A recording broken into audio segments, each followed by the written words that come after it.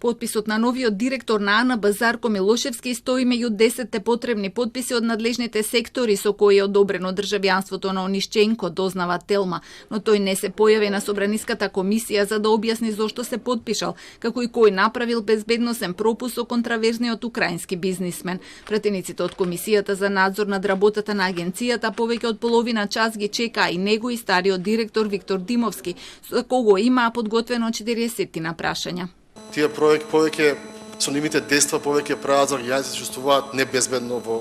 сопствената држава и сметам дека е неодговорно однесувањето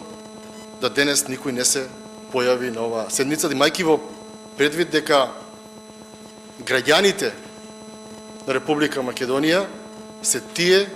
кои што плаќаат и за плати, и за вработени, и за логистика на сите јавни функционери и чиновници, вклучувајќи ги вработените од Агенцијата за национална